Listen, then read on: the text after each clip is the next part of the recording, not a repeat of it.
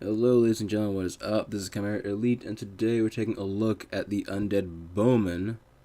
But before I hop into that, the background gameplay is a somewhat recent game I had, and I'm up against probably the worst team comp that is possible in the game right now. In the past, I'm sure if you play the game, you all know about how the Chimera pretty much dominated all just literally it dominated against every single enemy it went up against, because you could spec your army to literally just pour mana into her, and she's just spitting out two celestial scourges a turn. And that was the OP build in the past. Now, currently, the OP build is 3 Guardians of Equilibrium. Really, you can either choose any hero you like, Ryscar or Emerok. Ryscar for just pure DPS, Emerok for more sustain and just more utility, and 2 enchanters, 2 healers that you can just use as you will. I'm running Kayn, and I actually really like how Kayn plays against most armies. I played against Astrolorm in maybe 2 or 3 games. I actually won one of them. Admittedly, he was using Arrhenius, but still. I like the different ways he can screw around and suddenly make a tier 1 servile warrior into something that's actually really dangerous. And it's also kind of funny watching everyone just completely ignore him and go for the Black Paladins around him, because you literally cannot kill him if there are any Black Paladins around. Because, fun fact, Codex of the Black Paladin. You kill him, and there's another Black Paladin nearby, he resurrects in that Black Paladin. So, he's literally unkillable, which might be why he's currently slightly lacking in the stats compared to a lot of the other heroes. But I digress. Let's get into this in depth, and maybe I'll talk more about the gameplay later. Okay, the tier 1 imperturbable imperturbable bowman is 30 AP, good accuracy, decent damage, decent toughness actually too, and he has Living Dead, Fear 10, and Possessed. Now, what Possessed does, you ignore penalties. So, kind of like the tier 2 Skeleton, or the tier 1 Swordsman of the Lion, the tier 1 Bowman is very, very reliable. He has an accuracy of 11, meaning he's going to hit most things. And even looking at his parry and dodge, he can take a hit. Those hits don't really bother him too much, so you can keep on firing away. And he's going to be pretty much screwed in melee combat regardless. And even then, his accuracy is 11. So even the penalty that he'd be getting for shooting in melee combat is actually pretty damn good. The funny thing about this though is that I personally, in my armies, I don't like running purely ranged units because they're just so easy to counter. But I do see their use, obviously, because I've played the game so long. I've gone up against so many different armies that run a lot of ranged units, and they can be a huge pain in the ass. And if they set up their army right, that you can literally be running into, I don't even know how to call it, but you're running into a trap, because in order to render ranged units useless, you have to be in melee combat with them. And if they set up their army right, melee combat and just running in literally is not viable. It's probably just the way I play, and I like being aggressive with my full army and just pushing, or lasting you out. But I can definitely see that this imperturbable bowman, is actually very, very good for just 30 AP points. Now, the tier 2, along with all the other bowmen, has a movement of 3. He costs 38 AP, and his name is the Sadistic Shooter. He's a crazy little guy. And his accuracy has been decreased down from 12 to 9, and his damage has also been decreased from 9 to 8. But his parry and dodge have been increased to 6 and 8 respectively. So he's a little bit more on the survivable side than the tier 1, and along with that, he's actually decently good at control. He has Incapacitating Shaft, which has a range of 20, and what you do is you shoot the guy, obviously, and their movement gets halved. And against armies like, hell, against another undead army, or against a lion army, this is fantastic, because they're moving at a snail's pace. Against the wolfen, it's obviously still effective, but considering that the wolfen move at least the faster units, move at a speed of 6 hexes, some even 7, even halving that still gives them a pretty broad spectrum of movement. Now, your attributes are the usual Living Dead and Fear, and Fear slightly improved also, up from 10 to 12. So it's okay. You don't really you shouldn't really be relying on Fear in the first place, but it's a nice little thing to have, and it helps you whenever you get engaged in melee combat. Now, next you have Fierce and Instinctive Firing. Fierce I talked about in, I think, the Unbreakable Warrior, and when you get dropped to 0 HP, you don't actually die. You get put into the dying state. You literally cannot be healed by anything, doesn't matter what, and you get severe penalties to all your stats. But if you haven't gone that turn, you can still go and shoot. This also makes that the unit with Fierce extremely good at blocking, because, or hell, just stopping units like Ryscar or any other units that have a lot of Implacable, because you can literally just stop them in their tracks, because dropping you to 0 health doesn't count as killing you.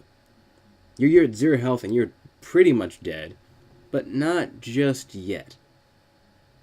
And the last one is Instinctive Firing, which actually has a dual purpose. Firstly, you can move, you can shuffle along, and you don't get any penalties for actually doing that. Because you can move and shoot and reposition yourself a little bit, even though you only have 3 movement. The second part of it is that you get reduced risk when you're shooting into melee. So if you're shooting at a guy and he's engaged with, say, Melmoth, and there are a bunch of other units in the way, if you're using the tier 1, you have to worry about your shot missing, obviously, but you also have to worry about your shot scattering and possibly hitting Melmoth, or hitting some other unit that you didn't even intend to even touch. With the Sadistic Shooter, you don't have to worry about that nearly as much. So, in a way, he's his own type of security. He's his own type of reliable archer. Now, the tier 3 is kind of interesting. He's 43 AP, same movement. His accuracy has been decreased to 8. His parry's 4, dodge 7, damage is actually 10, which is great. Toughness of 8, will of 4, all that good stuff. Now, he has, this is kind of weird, he has double shot, which makes absolutely no sense in my mind. Because double shot reduces your accuracy by 8. The Relentless Shooter has an 8 accuracy, meaning you're shooting at an enemy with 0 accuracy. Keep in mind, you can still hit them. It is possible, but not a very good idea. So I would not advise even touching this ability unless you're shooting at something huge, like, say, maybe the Flesh Golem, because his dodge is absolute crap. Speaking of shooting at the Flesh Golem may have a huge amount of toughness, but the Relentless Shooter is actually a giant killer. Along with Living Dead and Fear 10, he has probably one of the most useful attributes when dealing with enemies like Grave Guardians, Arrhenius, the Grave Golem, Melmoth, just really tough enemies. And Ferocious, this unit automatically inflicts 6 damage points whenever it inflicts less than 6 damage points. And against the Flesh Golem, Arrhenius, and those types of guys, you're almost always going to be dealing less than 6 damage on most units. Like, if I took a swing and I'm a freaking Fang Warrior and I hit him, I'm going to hit him for like 2 or 3. That's nothing. This little guy right here, this guy and his little bow can somehow always deal 6 damage. I would not ever advise using double shot unless you either have some sort of buff or the enemy has absolute crap dodge like the Flesh Golem. Because this guy's actually really good in the right situation. If the meta at the time is specifically talking about, or really focused on tanky heroes like Melmoth, the Flesh Golem, Calaris, Arrhenius, Grave Golems, not Grave Golems, Grave Guardians, those type of guys, then this guy and any other Ferocious unit is really probably the best way to go. And that's pretty much it. Those are the three bowmen that the Undead have in their arsenal. And I actually like all of them. Kind of like the tier... Well, not the tier 1 and 3, but kind of like all of the Skeleton Warriors. All of these guys have a place. Now, admittedly, some of them have bigger places than others. Some of them have a freaking studio. Some of them have a mansion. But all of them have somewhere to go and be useful. Which is more than I can say for a lot of other units that I've taken a look at. Now, back to the gameplay. What's really going on here is I'm getting my ass handed to me. For really 2 reasons. One, I can't be super aggressive against an army like this, because if I go in and I go make one wrong move, I am quite literally screwed, and there's, well, I can't fight back. With a Wolfen army, if I was against this, I could probably do some decent damage just because of how far they could move. And it would decrease the amount of time that he would be able to just poke away at me like he's been doing for the majority of this game.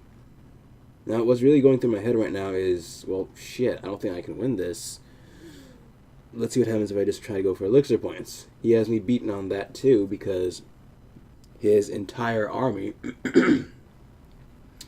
is composed of ranged units that I can't get close to, because they're essentially spellcasters and they have an unlimited source of mana, and they can cast literally every single turn, because they're all grouped up.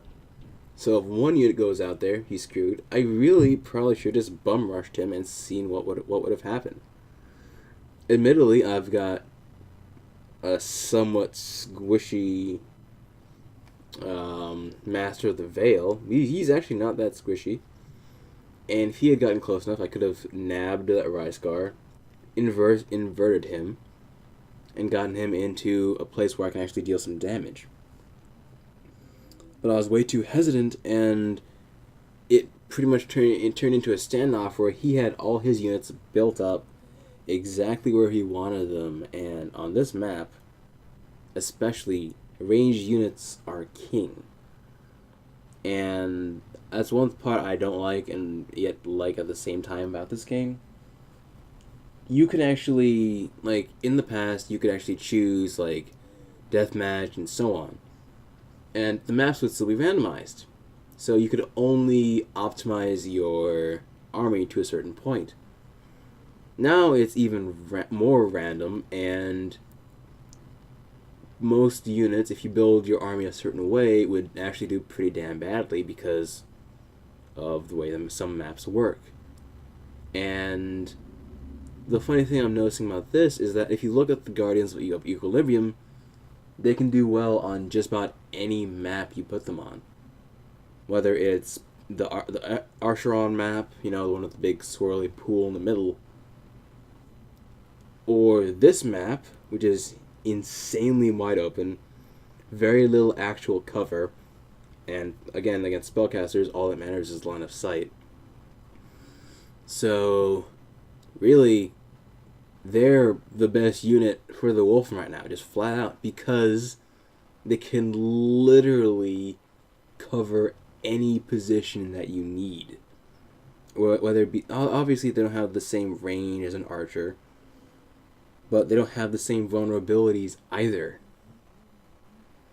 And even if I had spellcasters or bowmen to deal with him, I can only deal with him for so long, because these are Wolfen.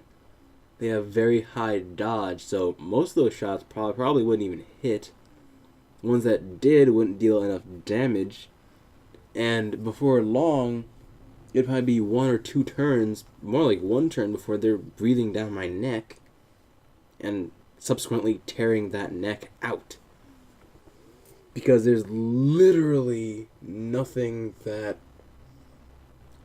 they can, like, admit it, like, they can cover melee, they can cover ranged, and there are units to do better than them in both of those categories, but when they're going up against, say, a ranged unit, they can rush in, smack the ranged unit gets penalties for that, and they win.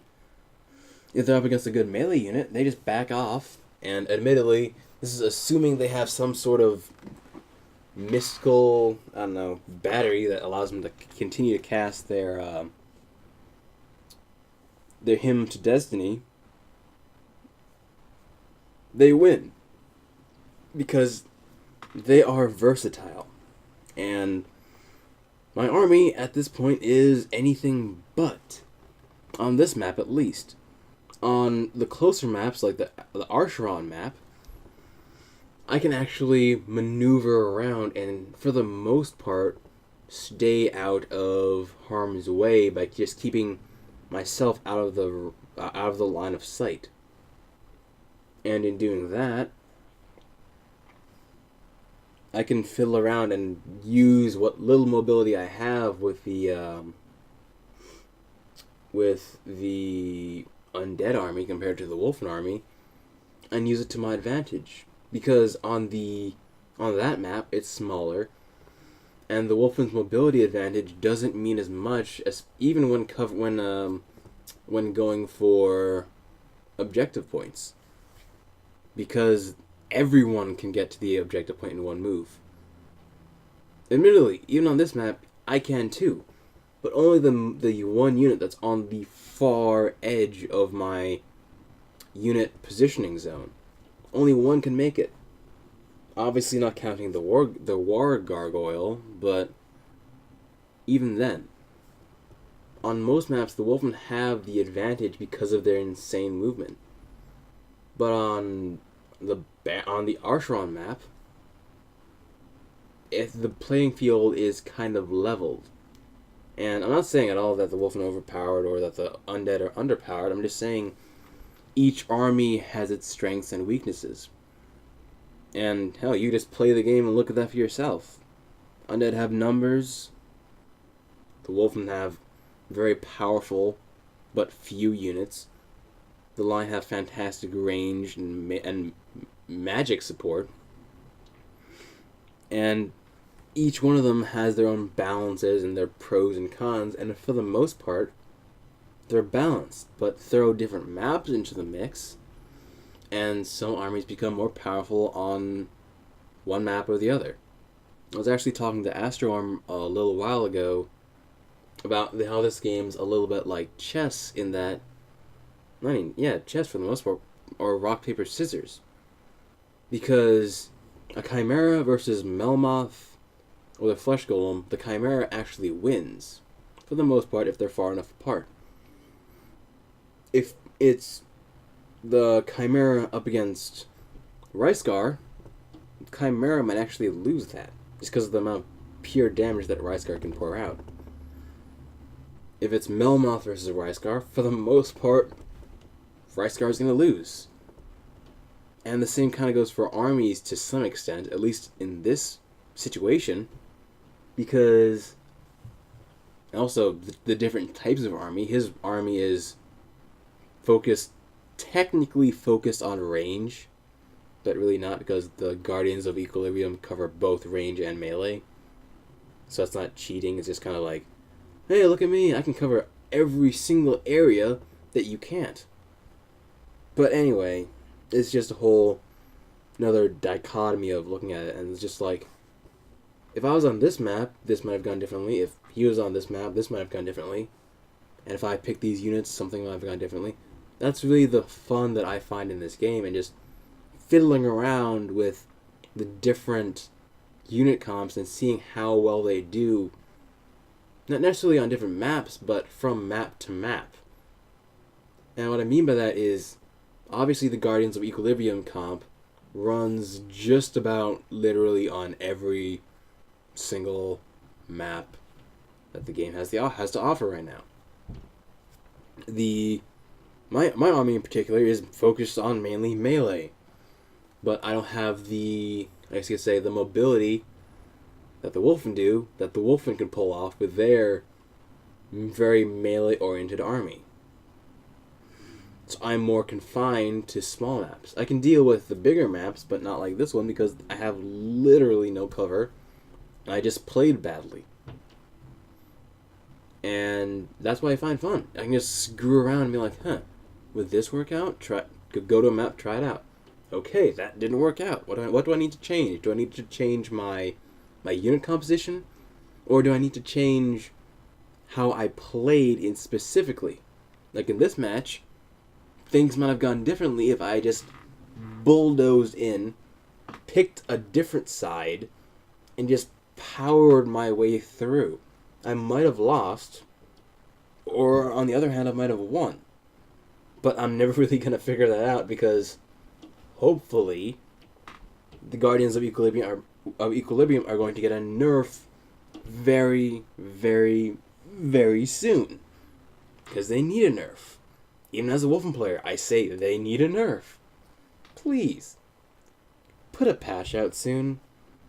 Either give us a new army, or even better, well, not even better, but even greater, make sure that you can look at and just maybe change around and fix the units that need fixing. And that's just my little 2 cents about the gameplay so far. You can kind of see where this is going, obviously. I lose this one. But hey, even losing is a learning experience.